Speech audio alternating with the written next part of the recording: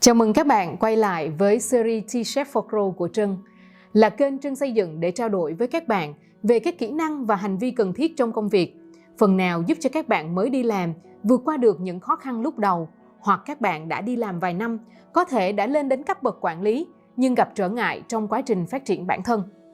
Dù là bạn đang làm công ty lớn hay nhỏ, thì việc tham gia vào cuộc họp, dù ít hay nhiều, đều là một phần tất yếu của công việc. Nhưng câu hỏi mà chúng ta có thể đã từng hỏi bản thân mình, đó là làm thế nào mà mình có thể tạo ra hay có giá trị cho cuộc họp mà mình tham gia. Đặc biệt là khi bạn là người mới, chưa hiểu nhiều về công ty và nội dung trao đổi, hay khi bạn còn khá non so với các anh chị có nhiều kinh nghiệm trong buổi họp. Như vậy, chủ đề mà Trân chia sẻ ngày hôm nay đó là những tips giúp bạn có thể xem xét và áp dụng để bản thân mình và người khác thấy được giá trị đóng góp cho cuộc họp. Từ đó tạo ấn tượng tốt và một phần nào đó giúp bạn phát triển hơn trong con đường sự nghiệp của mình. Khi chúng ta nói về một buổi họp nào đó, dù ngắn hay dài, online hay offline, họp trong team hay với khách hàng, thì đều gồm có 3 giai đoạn: trước, trong và sau khi họp. Đầu tiên, ở giai đoạn trước cuộc họp, việc chúng ta cần làm đó là biết được nội dung chính của buổi họp, thường là thông qua tiêu đề và nội dung trong email mà chúng ta được mời. Việc này là rất quan trọng vì sẽ giúp cho chúng ta có sự chuẩn bị trước đó. Một số ví dụ cụ thể như sau. Nếu cuộc họp là về việc lên kế hoạch cho năm tới, việc chúng ta tìm hiểu thông tin những xu hướng đang diễn ra trên thị trường, khách hàng và đối thủ sẽ góp phần giúp chúng ta có ý để có thể phát biểu và chia sẻ trong cuộc họp. Nếu cuộc họp là về việc cập nhật tiến trình của một dự án, tùy thuộc vai trò của bạn là gì mà bạn sẽ cần nắm một vài thông tin trước đó, chẳng hạn như tiến độ hiện tại, những khó khăn đang gặp phải, phản hồi của người dùng là như thế nào, vân vân. Trong cuộc họp, bạn cần xác định được vai trò của mình là gì. Thông thường sẽ có 4 vai trò chính và mỗi vai trò sẽ tạo ra giá trị khác nhau cho cuộc họp.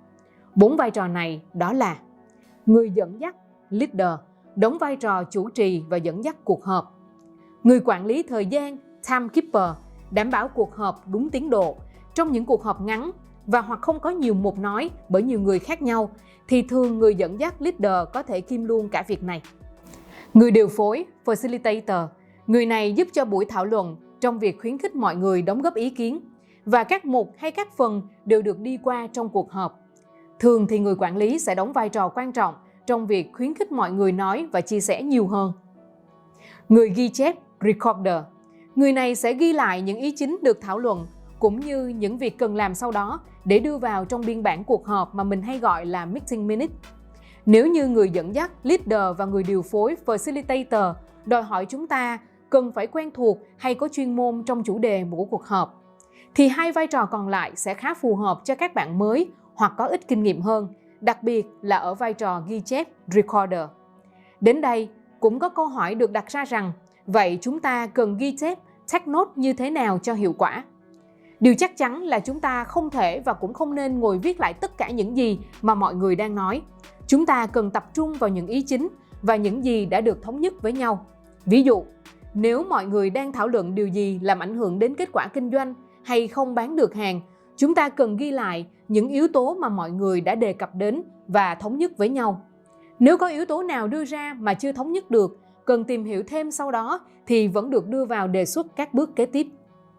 Nhưng yếu tố nào đưa ra và sau đó không đồng thuận là không phải yếu tố ảnh hưởng, chúng ta có thể bỏ qua yếu tố trong biên bản cuộc họp. Sau đó, cần đảm bảo chúng ta ghi lại những bước kế tiếp cần làm sau buổi họp với thời gian và người chịu trách nhiệm công việc cụ thể. Điều này sẽ giúp chúng ta có thể tiếp tục theo được tiến độ follow up để báo cáo tổng hợp lại. Nói đến đây, không có nghĩa là nếu chúng ta đóng vai trò là recorder hay là giao vai trò này thì chúng ta mới ghi chép. Khi tham gia, việc ghi chép không chỉ thể hiện chúng ta đang tập trung vào buổi họp, giúp chúng ta có thể tham khảo lại lúc sau, mà quan trọng là còn giúp chúng ta đặt những câu hỏi phù hợp. Một vài ví dụ để bạn có thể hiểu như sau.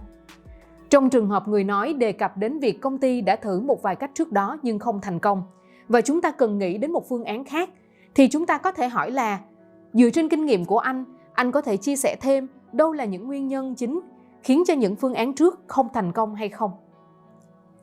Trong trường hợp buổi họp thống nhất đi đến bước kế tiếp, là cần tìm người đại diện cho dự án hay sản phẩm mới này, chúng ta có thể hỏi thêm là đâu là những tiêu chí mọi người đang nghĩ đến để tìm một người đại diện phù hợp. Hay trong trường hợp khác, người nói là sẽ cần thêm thời gian để hoàn thành một phần nào đó. Chúng ta có thể hỏi là trung bình thì sẽ mất bao nhiêu lâu và nếu cần thêm thời gian là bao lâu.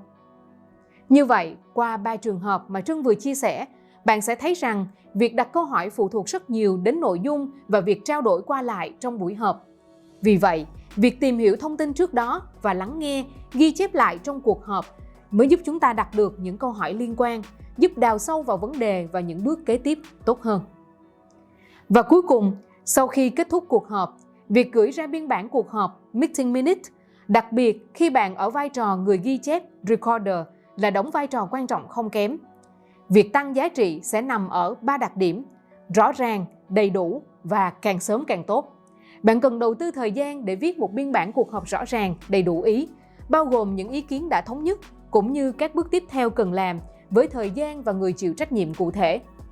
Trong khi đó, việc gửi sớm cũng rất quan trọng. Vì khi vừa bước ra khỏi cuộc họp, bản thân chúng ta và những người họp chung vẫn còn nhớ nội dung, nhưng để càng lâu sẽ dễ quên khi chúng ta còn có những công việc và những cuộc họp khác. Hãy cố gắng gửi biên bản cuộc họp trong ngày, còn nếu đã họp vào chiều muộn thì chúng ta có thể gửi vào sáng hôm sau nhé. Trân hy vọng những chia sẻ này phần nào giúp cho các bạn mới có thể đóng góp thêm giá trị vào cuộc họp. Nếu bạn đã thử áp dụng nhưng vẫn còn gặp khó khăn, đừng ngần ngại trao đổi riêng với Trân hoặc comment để mọi người có thể hỗ trợ cho bạn nhé. Nếu các bạn thấy hay, đừng quên bấm like, đăng ký kênh và chia sẻ nha. Hẹn gặp lại các bạn trong các video tiếp theo.